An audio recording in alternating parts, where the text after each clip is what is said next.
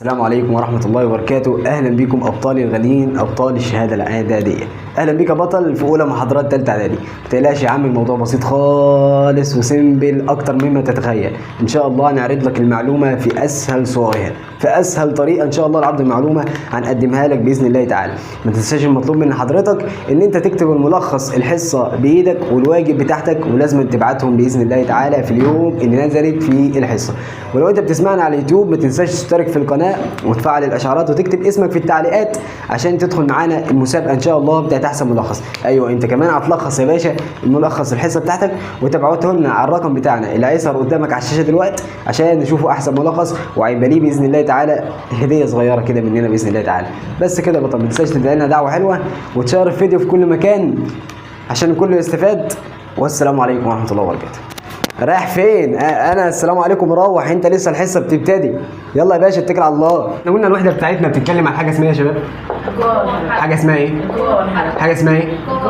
الواضح اللي احنا هنتكلم على حاجه اسمها الحركه. حاجه اسمها يعني ايه حركه يا ابو حميد؟ قلت له والله يا صديقي انا اقول ان محمد تحرك لما محمد يغير مكانه. لما محمد ايه؟ يغير مكانه. محمد ايه؟ يغير مكانه. يعني انا كده يا صاحبي ربطت كلمه الحركه دي بكلمه تغير. ربطت كلمة الحركة بكلمة تغير. يعني لما اقول لك ان الحاجة اتحركت لازم يبقى فيه تغير. لما اقول لك عفريت تحرك لازم العفريت ده حصل له تغير. تغير ايه؟ قال لك والله تغير موضع الجسم. تغير موضع مين؟ الجسم. تغير موضع مين؟ الجسم. موضع يعني المكان. موضع يعني مكان. موضع يعني مكان. طب يعني ايه جسم؟ قال لك الجسم يا صاحبي ده اي حاجه ليها حيز من الفراغ. اي حاجه لها ايه؟ حيز من الفراغ. وبيبقى ليها كتله. يبقى ليها ايه؟ القلم ده مش واخد مكان في الجو؟ لو حطيته على الميزانه هيجيب وزنه صح؟ يبقى القلم ده جسم. محمد واخد مكان، لو اتحط على الميزان هتجيب كتلته صح؟ يبقى محمد ده جسم. اي حاجه انت شايفها بعينك اعتبرها جسم. تمام. يبقى انا دلوقتي عرفت ان الجسم ده اي حاجه ليها حيز من الفراغ، يعني مكان في الفراغ وبيبقى ليها ايه؟ كتله. طيب الحركه قلنا ده تغير ايه؟ موضع الجسم. تغير موضع الجسم. طب هي تغير موضع جسم بالنسبه لموضع جسم اخر. يبقى هي تغير موضع الجسم. بالنسبه لموضع جسم. طيب السبوره انا بقول لموضع جسم اخر ليه؟ دلوقتي معلش انا واقف في حته 2 متر، فانت عارف انا اتحركت ولا لا؟ لو انا في صحراء والصحراء بحالها رمله ومفيش في ريحي اي حاجه غير انا بس ومشيت، انت هتعرف ان انا مشيت؟ لا، فلازم أن يكون في جسم تاني انت بتقارن وضعي بوضعه صح عشان تعرف انا اتحركت ولا لا. لغايه هنا مفهوم؟ تمام. يبقى انا دلوقتي يا ابو حميد عرفت تعريف الحركه اللي هي تغير موضع جسم بالنسبه لموضع جسم اخر. تغير موضع الجسم بالنسبه لموضع جسم اخر. جميل. صلى على رسول الله عليه الصلاه والسلام. قال لك الجسم ده يا صديقي ليه حالات. الجسم ده ليه ايه؟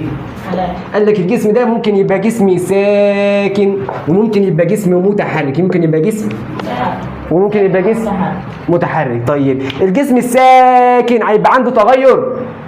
لا، الجسم الساكن هيبقى عنده تغير؟ لا. قال لي لا والله ما عندوش يا باشا تغير، لكن متحرك حركه لازم يبقى فيه تغير. فالجسم المتحرك عنده تغير. فلما الراجل المحترم جه عرف لك الجسم الساكن في الكتاب قال لك هو الجسم هو مين؟ الذي لا يغير موضعه بمرور الزمن. هو الجسم الذي ايه؟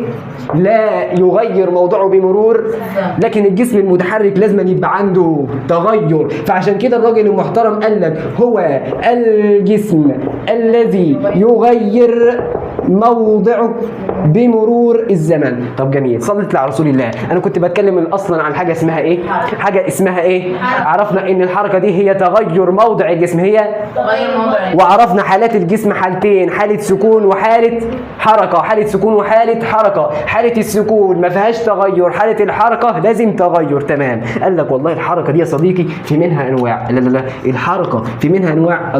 قال لي والله كان في حركه اسمها الحركه الدوريه كنت واخدها في تانية اعدادي الله يرحمها. كان في منها نوعين، حركه اسمها اهتزازيه والتانية الموجيه الله يرحمهم. اما بقى يا باشا اللي عليك حركه اسمها الحركه الانتقائيه. انتقاليه. حركه اسمها ايه؟ انتقالية. حركه اسمها ايه؟ الانتقالية. طيب احنا الحمد لله مش هندرس الدوريه، احنا هندرس الحركه اسمها الحركه الانتقاليه. طب فكرني كده معلش يا ابو حميد، يعني ايه حركه دوريه؟ كنت بقول لك يا صديقي في انت في ثانيه ان الجسم بدا حركته من عند النقطه الف، لف ورجع للنقطه الف تاني، فكنت بختصر لك الدوريه ان موضع البدايه هو موضع النهاية. موضع البداية هو موضع، كنت عند ألف لفيت ورجعت بقيت عند ألف. لكن الانتقالية أنا بنتقل من مكاني، يعني الجسم كان واقف عند النقطة ألف، مشى بقى عند النقطة ب، هل هو رجع لموضع البداية تاني؟ لا. هل موضع البداية هو موضع النهاية؟ لا. فهي دي هي مين؟ الحركة الانتقالية. طيب علينا مين بقى؟ الدورية من أمثلتها الاهتزازية والموجية. طب الانتقالية زي ايه؟ قال لك الانتقالية والله يا صاحبي زي حاجة اسمها الحركة في اتجاه واحد. اسمها ايه؟ الحركة اتجاه. اسمها ايه؟ الحركة اتجاه. قال لك ده بقى عنوان الدرس الاولاني بالصلاة على النبي. كل ده عشان اوصل للكلمة دي اللي هي عنوان الدرس الاولاني. معناها ان انا مش هتسال في كل اللي فات ده، لا هتسال فيه وهيجي في الامتحان. طب صلي على رسول الله. يعني ايه بقى حركه في اتجاه واحد؟ حد يعرف يعني ايه حركه في اتجاه واحد؟ اقول لك انا، صلي على النبي. صلى على النبي. قال لك انا والله ابو حميد عن نفسه بيسمي الحركه في اتجاه واحد دي حركه على الدغري. حركه على ايه؟ على الدغري. يعني ايه على الدغري؟ قال لك انا يا باشا، قال لك والله الجسم اللي بيعمل الحركه في اتجاه واحد ده بيمشي في اتجاه واحد، يا رايح كده يا كده يا كده يا كده، يا يمشي لقدام يا يمشي للخلف. ممكن يمشي في خط مستقيم وممكن منحني او الاثنين على بعض. انا كمحمد انا عارف هدفي هو اتجاه واحد، هدفي ان انا اطلع الفيديو ده مظبوط. ممكن الفيديو ده يطلع مظبوط معايا على طول في خط مستقيم، او ممكن كل شويه يبوظ ويقف يبقى منحني، وممكن شويه مستقيم وشويه يبوظ فيبقوا الاثنين مع بعض. قال لك الحركه في اتجاه واحد. الحركه في اتجاه ايه؟ واحد. قال لك يا باشا هي حركة الجسم في مسار واحد، يعني هو عارف هدفه، رايح لهدف معين في مسار واحد للأمام أو للخلف. ممكن الهدف بتاعي ده أوصل له وأنا ماشي لقدام أو أنا ماشي للخلف في خط مستقيم. في خط إيه؟ مستقيم. أو منحني أو كلاهما معا. يبقى الحركة في اتجاه واحد هي حركتي الجسم في مسار واحد، هي حركة الجسم في مسار واحد في خط مستقيم او منحني او الاثنين مع بعض. ممكن بقى يوصل كده للامام او ايه؟ أو للخلف. في حاجه هي مش مفهومه؟ قال لي لا. طب صلي على النبي. طب زي مين الحركه في اتجاه واحد؟ قال لك والله الحركه في اتجاه واحد دي يا صاحبي زي عمك الحاج اللي اسمه القطر او ابن عمه المترو.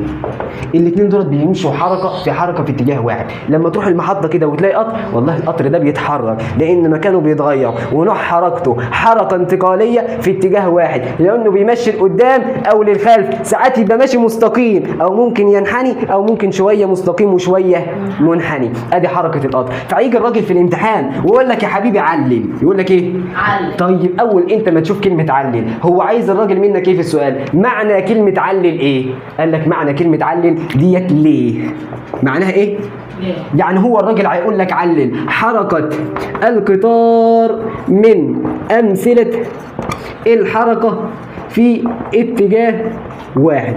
الراجل دلوقتي بيقول لك علل حركه القطار من امثله الحركه في اتجاه واحد. ابو حميد قال لي اول ما تشوف كلمه علل شيلها وحط ليه حركه القطار من امثله الحركه في اتجاه واحد؟ قول له والله عشان حركه في اتجاه واحد دي لانه يتحرك بقى ايه؟ في مسار واحد للامام او للخلف في خط مستقيم او منحني او الاثنين مع بعض. يبقى انا كده عرفت اجاوب على سؤال علل. هتحط بداله كلمه ليه. هو ليه الراجل ده من امثله الحركه في اتجاه واحد؟ تيجي انت مرجع الشريط لورا وشايف يعني ايه اصلا حركه في اتجاه واحد، وتيجي رايح كاتب هاله. طيب جميل. طب صليت لي على رسول الله عليه الصلاه والسلام.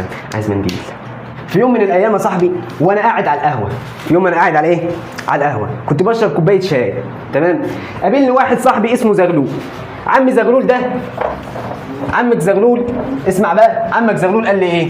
قال لي ابو حميد والله انا كنت بتفرج على سباق سيارات. سباق ايه؟ سيارات. وكان في شويه عربيات بيتحركوا وانا كنت مش عارف ومحتار، عايز اوصف حركتهم. كنت عايز اوصف ايه؟ حركة. الراجل ده كان عايز يعمل ايه يا شباب؟ يوصف ايه؟ الحركة. يوصف حركتهم. فجيت رايح انا ردد عليه قلت له والله لو عايز تكتب وصف حركه قول سرعه. ايه وصف حركه قول سرعة. وصف حركه قول سرعة. وصف حركه قول سرعة. قال لي مش فاهم. قلت له يا باشا انت عندك دلوقتي عربيات بتتحرك قدامك صح؟ انت عايز توصف حركه العربيات دي فانت قول سرعتها. العربيه دي والله ماشيه بطيء ولا ماشيه سريع على حسب بقى انت توصف حركتهم بكلمه سرعة. بكلمة سرعة. سرعة. طيب قال لي ابو حميد تعالى كده احكي لك على اللي حصل ومعلش يعني اوصف لي حركتهم انا لسه على قدي. قلت له قول يا باشا.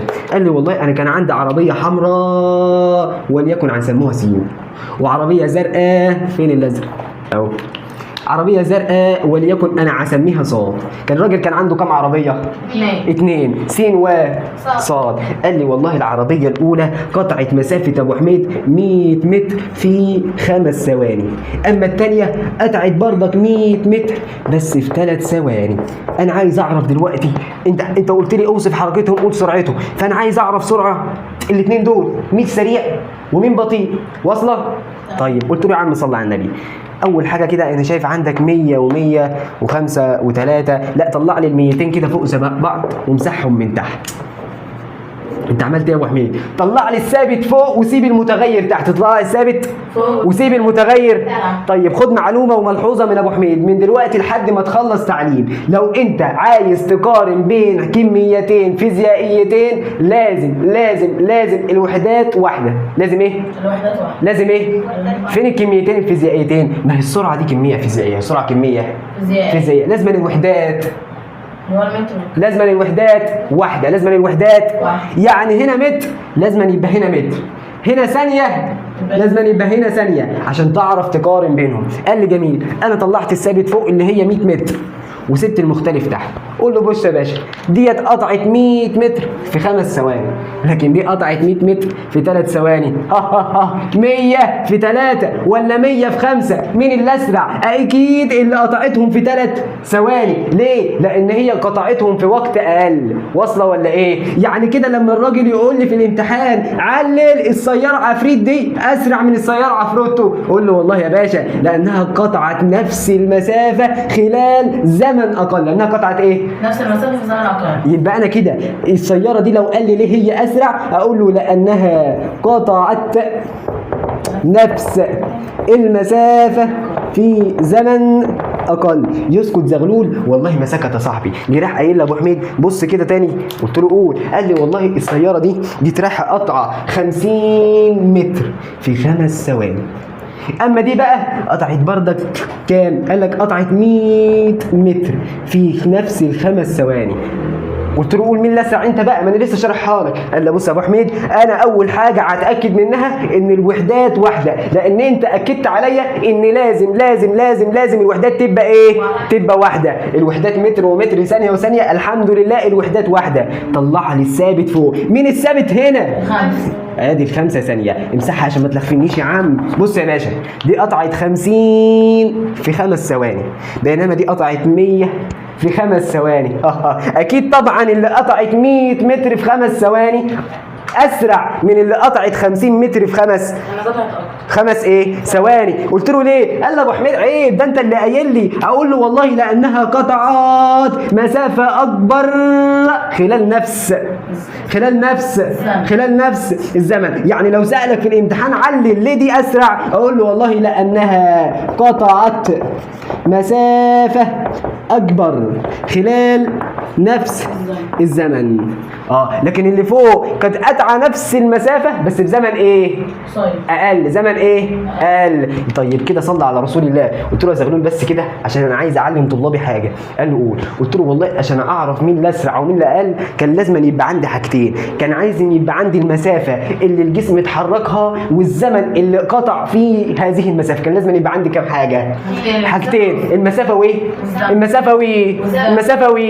قال لك فعشان كده وصف الحركه يا صديقي لازم لازم لازم لازم ويعتمد على عاملين، العاملين دولت اسمهم المسافه والزمن. المسافه ايه؟ والزمن. يبقى السرعه تعتمد على عاملين اللي هم ايه؟ المسافة والزمن. يجي لك في الامتحان يلزم لتحديد سرعه الجسم وجود عاملين، فما هما؟ المسافه المسافه يلزم لوصف حركه الجسم عاملين، فما هما؟ المسافه والزمن. اصل وصف الحركه بيساوي، يعني انا لو بتكلم على السرعه يبقى انا بتكلم على وصف، لو انا بتكلم على وصف الحركه يبقى انا بتكلم على السرعه. تمام.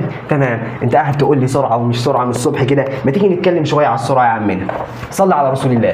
لحد من الاول انا كنت بتكلم على حاجه اسمها الحركه، حاجه اسمها صح معايا، حاجه اسمها يعني ايه حركه؟ تغير موضع جسم بالنسبه لموضع جسم اخر. تغير موضع جسم بالنسبة لموضع جسم. يعني ايه موضع؟ يعني مكان. طب يعني ايه جسم؟ قال لك الجسم ده اي حاجه ليها مكان وليها كتله، اي حاجه ليها مكان وليها اي حاجه ليها مكان وليها تمام. عرفنا الجسم كان ليه حالتين، حاله اسمها حاله السكون وحاله ثانيه اسمها حاله السكون. الجسم مكانه ما بيتغيرش، فقال لك الراجل هو الجسم الذي لا يغير موضعه. بينما يا باشا حاله الحركه للجسم كان مكانه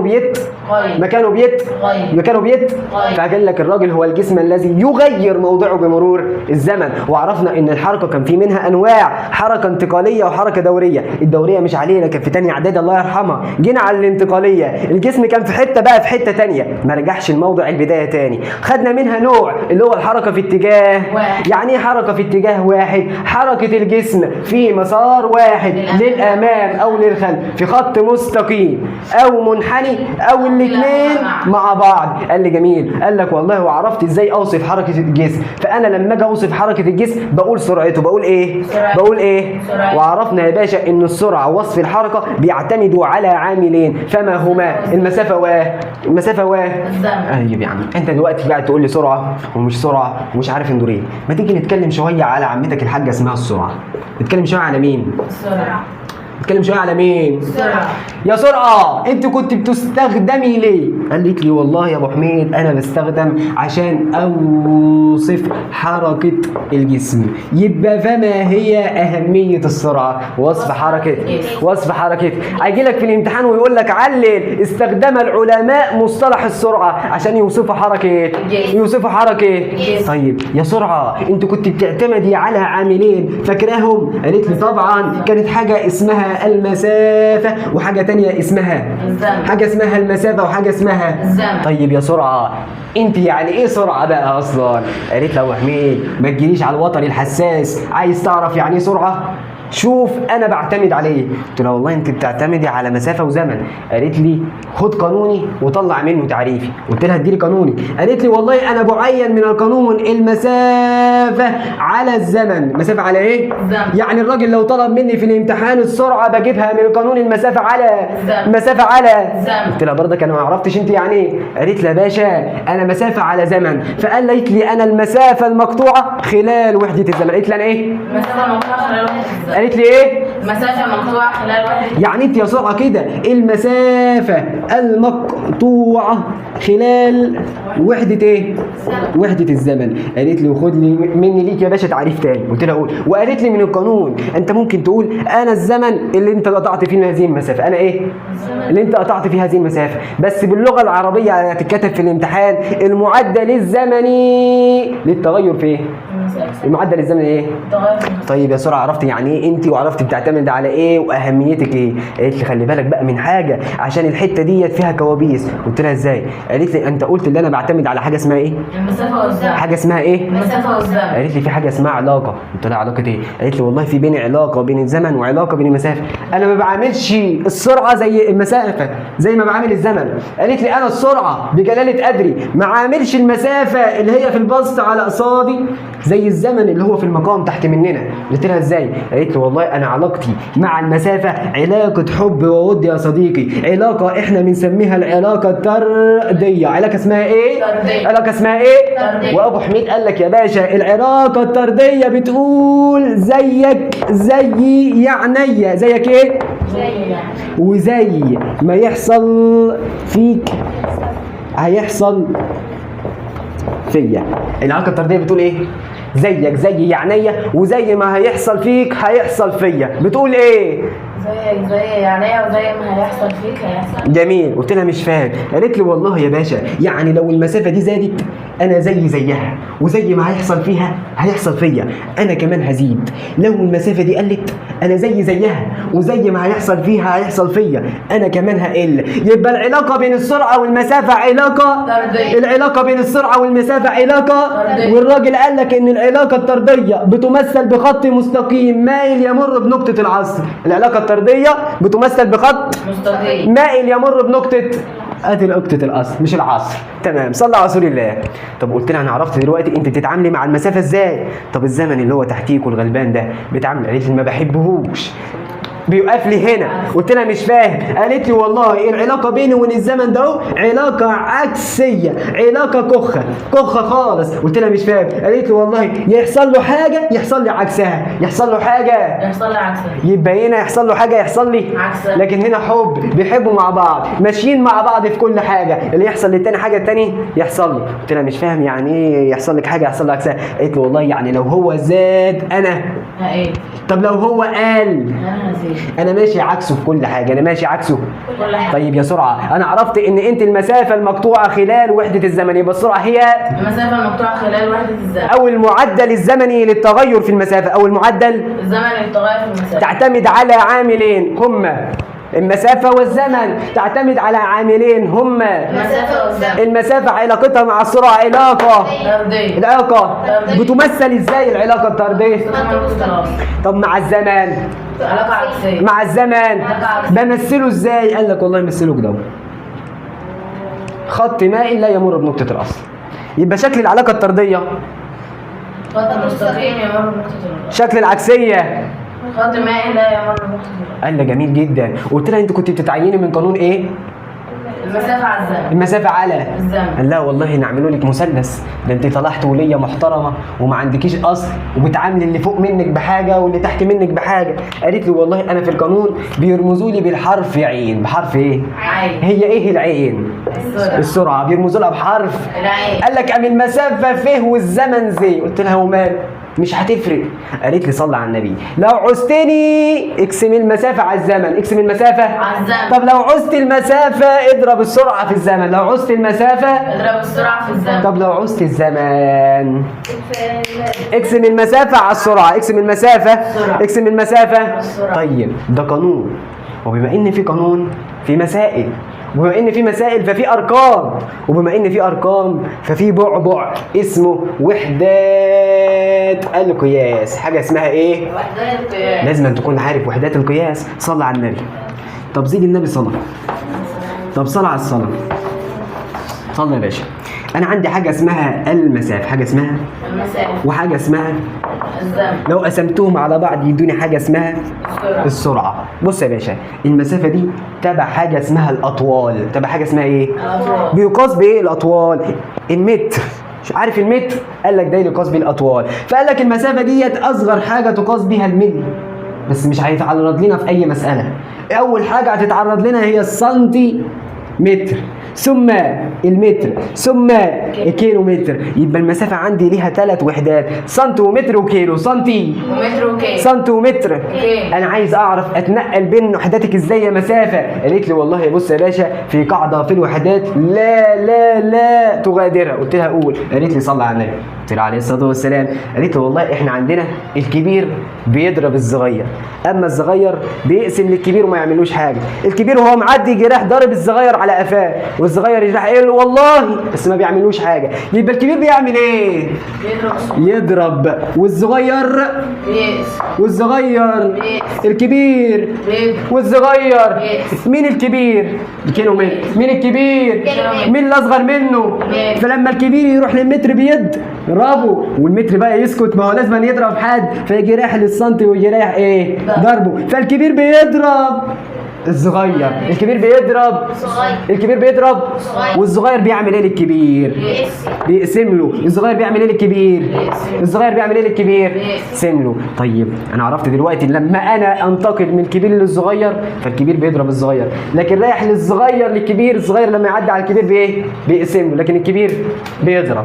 قلت لها وبعدين ايه يعني؟ قالت لي والله يا باشا السنتي والمتر، المتر فيه 100 سنتي، فقال لك والله لما تيجي تتعامل بين السنتي والمتر استخدم 100، وبين المتر والكيلو هتستخدم 1000. قلت لها يعني ايه؟ قالت لي انا دلوقتي عايزه احول من السنتي للمتر، من السنتي من السنتي من الصغير من الصغير والصغير بيقسم، الصغير بيقسم، الصغير بيقسم، والسنتي ومتر والسنتي متر 100. طيب انا عايز من المتر والكيلو.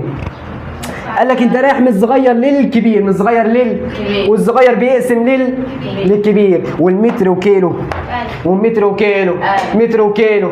قال لك انت بقى ما تجيليش كده في البيت وتيجي رايح حافظني لما اجي احول من السنتي للمتر بقسم على من السنتي للمتر بقسم على 100، ومن متر الكيلو بقسم على 1000. لا لا لا لا، هي رقمين في وحدات المسافه، 100 و1000، 100 و1000، والصغير يقسم للكبير والكبير يضرب للصغير. وشكرا والى اللقاء. خلصنا منك يا زمن والحمد لله كان دمك تقيل علينا.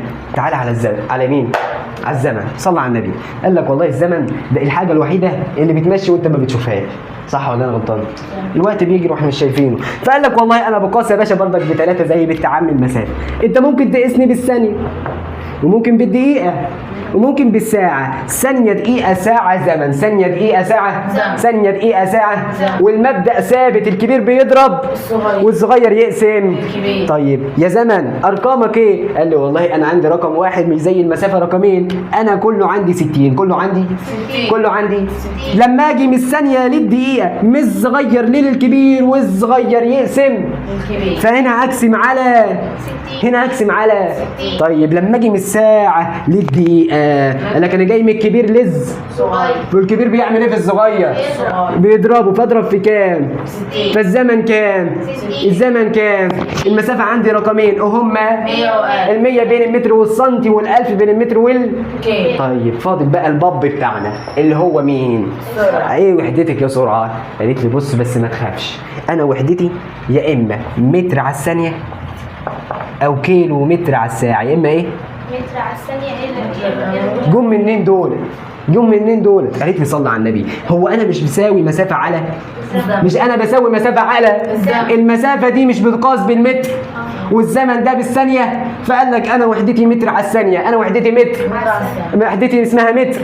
قالت لي والله ممكن المسافه تقاس بالكيلومتر وانا الزمان يقاس بالساعه، فابقى كيلومتر على يبقى وحدات السرعه متر على الثانيه وكيلومتر على العلامه المايله دي معناها على متر على الثانيه او كيلومتر على دي وحدات مين؟ وحدات مين؟ طيب يا سرعه عرفنا وحدات، شرفنا بيهم، اتنقل بينهم ازاي؟ قالت لي رقم برضه. ايه هو؟ قالت لي 5 على 18. 5 على 18، والمبدأ ثابت، الكبير بيضرب والصغير يقسم. الكبير بيضرب والصغير بيقسم. مين الكبير؟ الكيلومتر على الساعة. لما يجي للصغير هيد، فاضرب هنا على كام؟ طيب لما الصغير يروح للكبير بيعمل ايه؟ يقسم على كام؟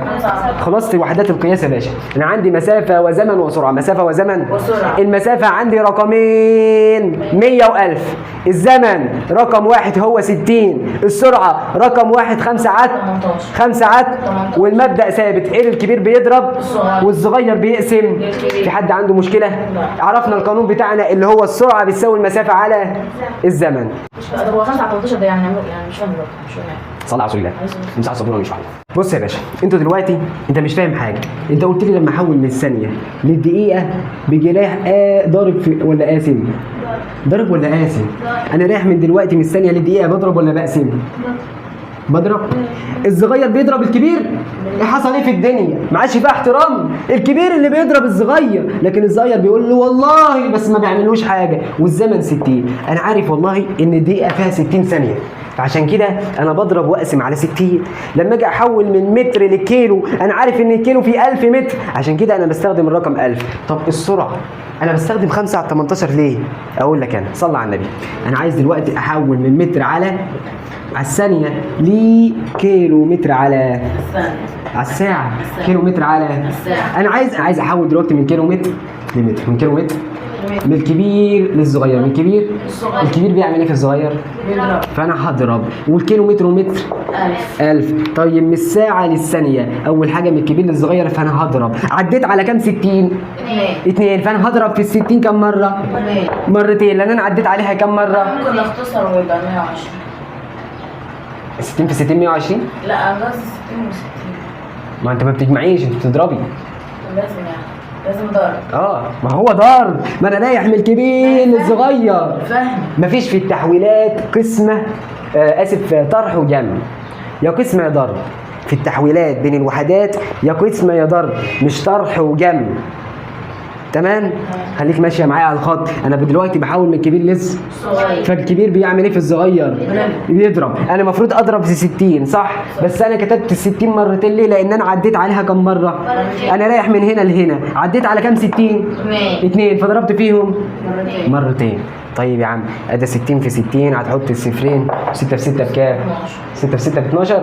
6 في 6 ب 36. 36. 1000. قال لك والله الصفرين هيروحوا مع الصفرين، فاضل 10 على 36. 10 على 36. 10 على 2 في 5 36 على كام؟ على 2 على ايوه 10 على 2 فيها 5 و36 على 2 فيها 18. انا ساقط حضانه. عرفت ال 5 على 18 جت ازاي؟ عرفت ال 5 على 18 جت ازاي؟ عرفت ولا ما عرفتوش؟ طب الخطوه ديت انتوا هتسالوا بيها في الامتحان؟ لا. هيجي اسئله عليها؟ لا. طب هاتوا لي الحصه من الاول. صلى على رسول الله. احنا كنا بنتكلم عن حاجه اسمها القوه فاحنا هندرس حاجه اسمها الحركه. هندرس حاجه اسمها يعني ايه حركه؟ قال لك الحركه تغير موضع الجسم بالنسبه لموضع جسم اخر بمرور تغير موضع بالنسبه لموضع جسم اخر بمرور الجسم. ليه كام حاله؟ حاله سكون وحاله السكون مكانه ما اتغير، اما الحركه مكانه. الحركه في منها كام نوع؟ انتقاليه ودوريه. الدوريه موضع البدايه هو موضع مش عايزينها الله يرحمها. اما الانتقاليه كان في حته بقى في حته رجع لموضع البدايه تاني. لا. الانتقاليه في منها نوع اسمه الحركه في اتجاه واحد. الحركه في اتجاه يعني ايه حركه في اتجاه واحد؟ هي حركه الجسم في مسار واحد للامام او للخلف في خط مستقيم او منحني او الاثنين. زي مين الحركه في اتجاه واحد؟ زي حركه القطار والمترو. بعد كده طيب صلى على رسول الله. في ملحوظه عايز اقولها لك. لو سالك في الامتحان وقال لك ابسط انواع الحركه، ابسط انواع الحركه ايه هي؟ هتقول له ابسط انواع الحركه هي الحركه في اتجاه واحد وتسكت؟ لا. وفي خط مستقيم. اسهل طريقه اللي انا اوصل لهدفي بيها اللي انا ماشي في خط واحد وفي خط مستقيم، فابسط انواع الحركه هي الحركه في اتجاه وفي خط.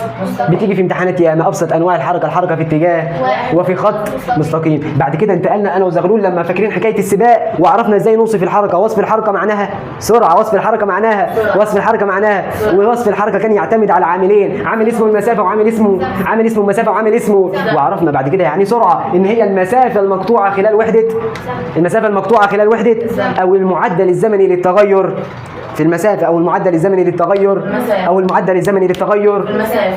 طيب وعرفنا ان السرعه عامله علاقه كويسه حميده وعلاقه وحشه. علاقه كويسه مع السرعه نسميها علاقه طر زيك زي عينيا وزي ما يحصل فيك هيحصل فيا. اما علاقتها مع الزمن علاقه عكسيه، علاقه عكس يعني عكسك في كل حاجه يحصل فيك كده لا انا هشوف عكسك ايه واعمله. تمام. عرفنا ان العلاقه الطرديه بتمثل بخط مستقيم يمر بنقطه الاصل، اما العلاقه العكسيه خط مائل لا يمر بنقطه. طيب جميل جدا. وعرفنا وحدات القياس وعرفنا السرعه بنجيبوها من قانون ايه اللي هي مسافه على طيب صلى على رسول الله. ما تيجي نشوفوا الاسئله والمسائل بتاعه السرعه بتجي لنا ازاي في الامتحان. صلى على النبي. يقول لك متى يتساوى مقدار سرعه الجسم مع مقدار المسافه التي يقطعها. بيقول لك متى ايه يتساوى مقدار سرعه الجسم مع المسافه التي يقطعها. هو هنا قصده امتى السرعه تساوي ايه؟ ركز معايا على السبوره. امتى السرعه تساوي ايه؟ المسافة. امتى السرعه تساوي ايه؟ المسافة. معلش هي السرعه بتساوي ايه؟ المسافة على الزمن. بتساوي ايه؟ المسافة على الزمن. امتى ده يساوي ده؟ لما يبقى ده مش موجود. لما ده يبقى مش موجود. طيب امتى يبقى ده مش موجود؟ لو بيساوي واحد، لان 5 على الواحد بتساوي 5 بتساوي خمسة. بتساوي خمسة. يعني ف على واحد يديني ف على واحد يديني يعني كده السرعه تساوي المسافه لما الزمن يساوي ايه؟ واحد. لما الزمن يساوي ايه؟ واحد. فعشان كده الراجل قال لك عندما يقطع الجسم هذه المسافه خلال وحده الزمن. خلال وحده الزمن. يعني ايه وحده الزمن؟ يعني واحد. خلال وحده الزمن يعني ايه؟ واحد. السؤال اللي تحتيه بيقول لك ما معنى ان طائره تتحرك بسرعه مقدارها 500 كيلو متر على الساعه. الطياره بتتحرك بمقدار 500 كيلو متر على بص يا باشا عشان تفك نفسك وتريح نفسك من سؤال ما معنى قولنا ان اللي بيجي في الامتحان في خصوص المسائل. بص يا باشا لو قال لك ما معنى قولنا ان واعطي لك رقم مجمد في السؤال فكه في الإجابة مش فاهم حاجة. هنا الراجل قال لك 500 متر 500 صح؟ كيلو متر 500 كيلو متر على الساعة. قال لك هو عطوهولك كده مجمد رقم واحد صح؟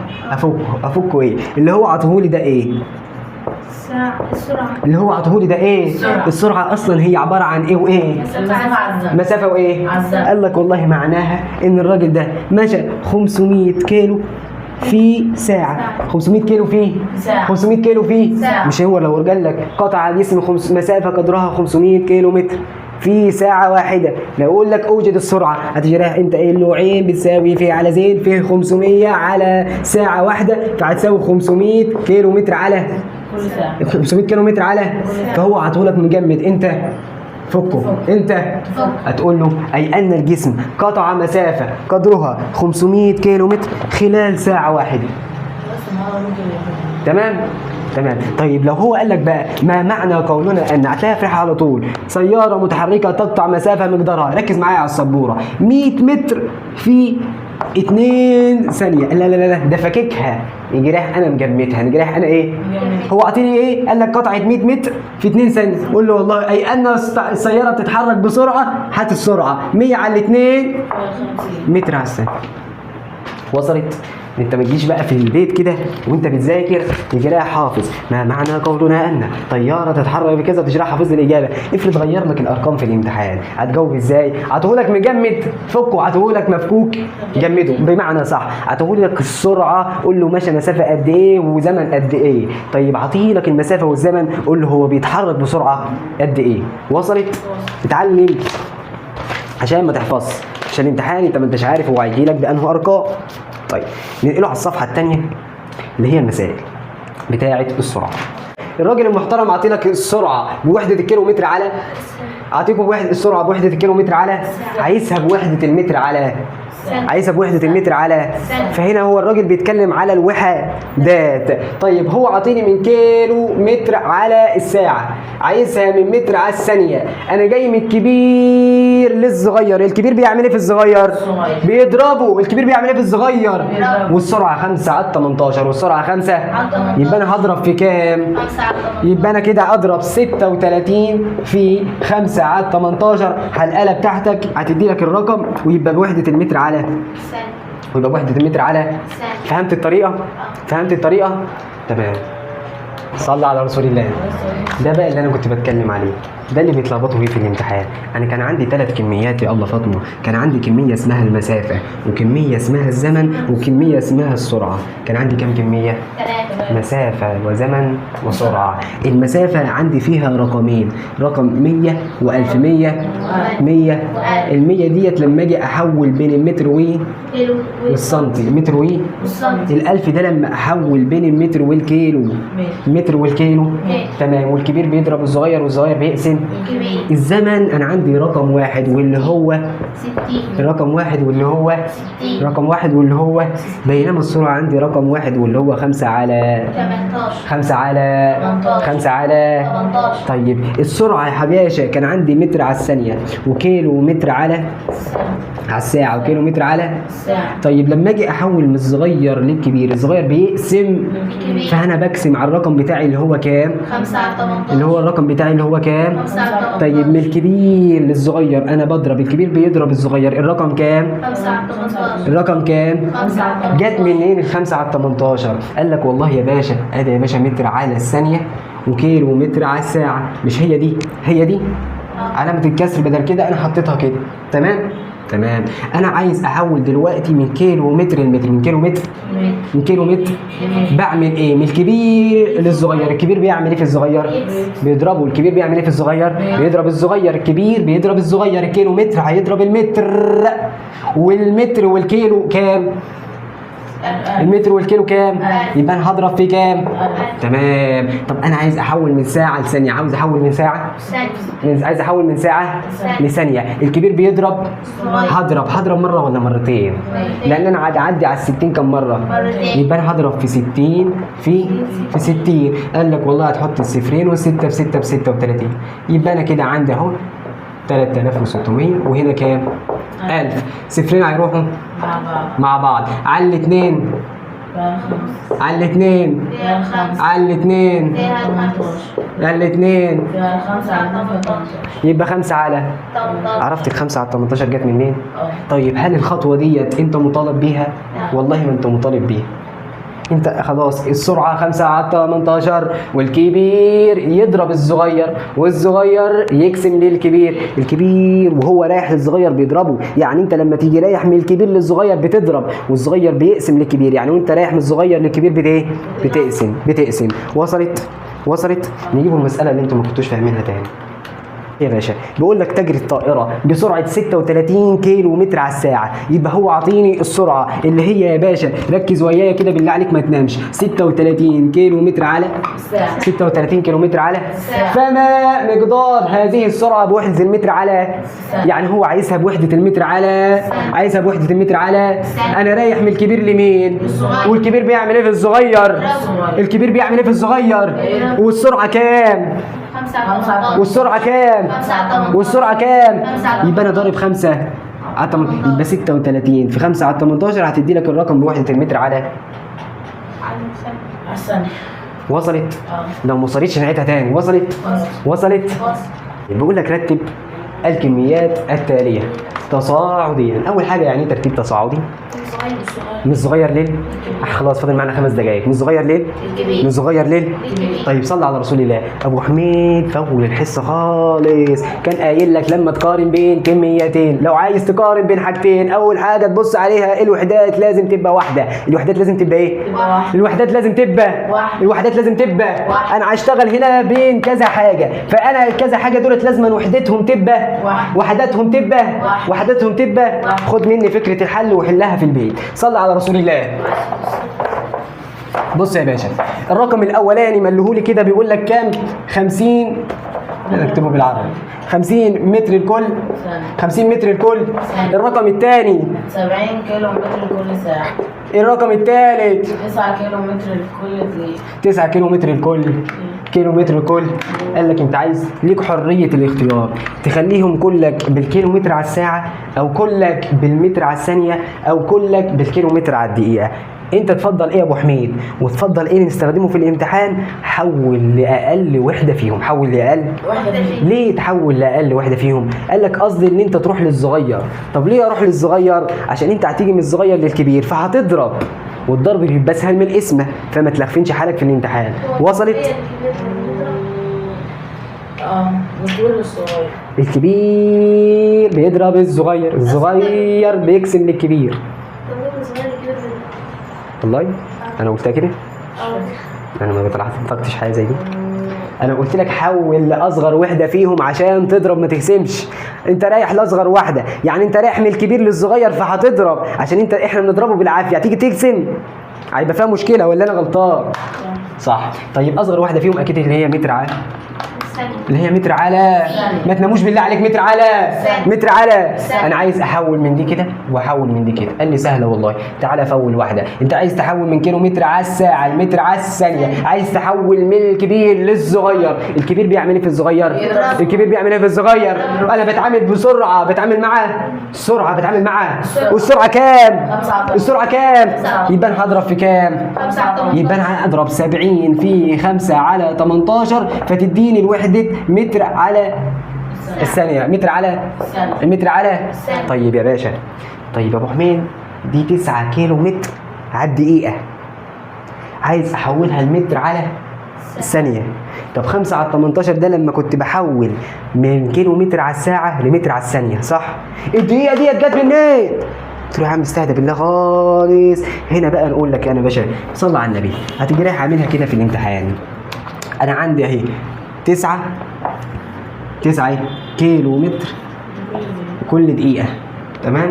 انا عايز احولها لمتر على متر على. طيب انا عايز اتعامل بقى مع المسافه لوحدها والزمن لوحده. مع المسافه لوحدها والزمن يعني انا هتعامل مع المسافه لوحدها اللي فوق كده دول. لما احول من كيلو متر لمتر بعمل ايه؟ بحول من الكبير للصغير، والكبير بيضرب، فانا هضرب، صح؟ هضرب. طيب من كيلو متر ومتر 1000، يبقى انا هضرب في كام؟ يبقى 9 في 1000 هيبقى اديني 9000. طيب انا عايز احول من دقيقه لثانيه، من الكبير للصغير، والكبير بيضرب، والزمن كده كده 60. هضرب في 60 واحده هنا ليه؟ لان انا عديت، بص انا عندي ثانيه، دقيقه، ساعه، انا رايح على طول عديت على 60 واحده، ما عديتش على 60 لما بحول من ايه؟ من الساعه. فهنا هضرب في 60. 9 في 60 بتساوي كام؟ هتديني سي. يبقى الرقم ده كده متر على، فانت معاك دي كده حولتها بمتر على الثانيه، وحولت دي المتر على الثانيه، فمعاك كله بوحده المتر على، معاك كله بوحده المتر على. هترتبهم بقى من الصغير للكبير. هتحلها وبص عليها المره الجايه. انت فهمت فكره الحل؟ ان هي لازم كلك يبقى بوحدات، لازم يبقى كلك بوحدات. طيب بتاعه الدقيقه اعمل ايه؟ احول الزمن لوحده والمسافه لوحدها، تمام. ايه ده الفاضل؟ ده المثلث بتاع السرعه. المثلث بتاع السرعه ده انا ممكن اجيب منه السرعه لما اقسم المسافه على الزمن. طب ممكن اجيب منه المسافه لما اضرب السرعه في الزمن. طب ممكن اجيب الزمن لما اقسم المسافه على السرعه. لما نقسم المسافه على السرعه. طيب بيقول لك احسب سرعه الجسم ده بيتحرك بمسافه 36 متر خلال زمن قدره 4 الزمن بالسنتي 4 ثواني. اول حاجه في حل المسائل يا باشا بتيجي رايح مطلع المعطيات بتاعتك على جنب. مطلع المعطيات على المعطيات بتاعتي 36 متر، والزمن كام؟ 4 ثواني. متر وثانيه، تمام مظبوطه، ما فيهاش تحويلات، صح ولا انا غلطان؟ الراجل عايز ايه؟ الراجل عايز ايه؟ اشتغل معايا. الراجل عايز ايه؟ السرعه بتساوي ايه؟ مسافه على. طبعا في الامتحان بتكتب لي القانون وتكتب لي الخطوات بحالها عشان كل خطوه بيبقى عليها درجه، تمام. انا هقسم دلوقتي، يبقى السرعه دلوقتي بتساوي ايه؟ 36 على 4 فيها الكام؟ 9 فيها الكام؟ 9. تمام.